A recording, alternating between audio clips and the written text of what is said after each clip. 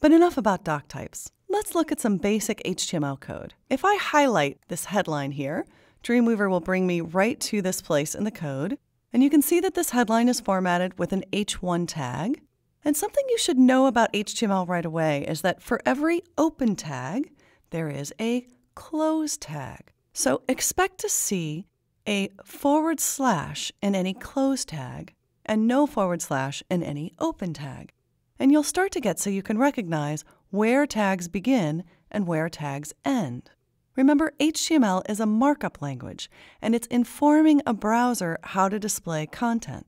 So what this says is, starting here, display the text as H1, whatever that style is, and ending here, stop displaying the text as H1 and go back to whatever the next instruction is. In this case, we see a P tag. P tags, or paragraph tags, are what create the spacing around a paragraph like this.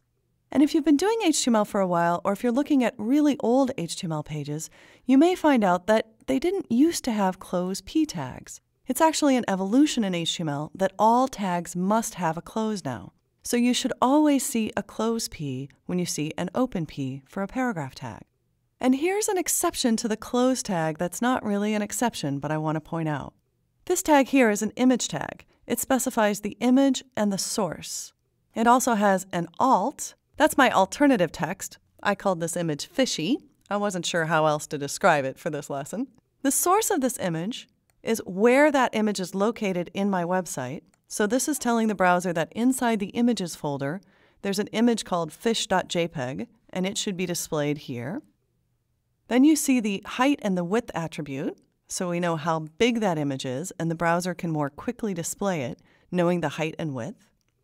And then finally, I have a class applied. I created an image left class style that's creating the margin here on the right and positioning or floating this image to the left.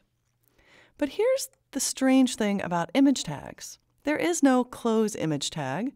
You don't open an image tag and then close it the way you do with H tags or P tags. But because modern standards require every tag to have a close, tags like the image tag have a built-in close tag.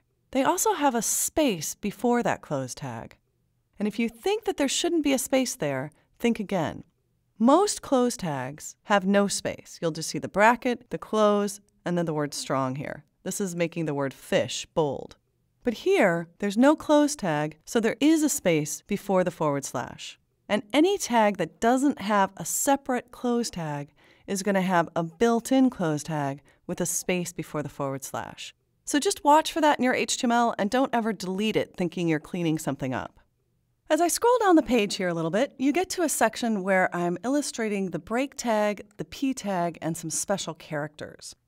And I want you to notice here, if you see something like this that looks like kind of funky code here in the background, it's probably the code for a special character like this bracket around this P tag. By the way, the break tag is actually BR, not B. And as I mentioned, in strict HTML, you should always use lowercase BR. And that's one of the reasons that I love Dreamweaver, because it's so easy to make typos when you're typing tags like that. And the difference between B and BR is the difference between bold and a break tag. By the way, a break tag is what you get when you hold down the Shift key and hit the Return or the Enter key.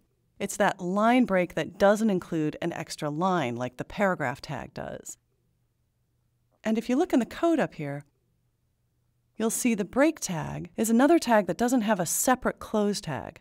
The close tag is built into the BR tag, so it's BR space / that creates the break tag. And again, you don't want to remove that space out of the middle of a break tag.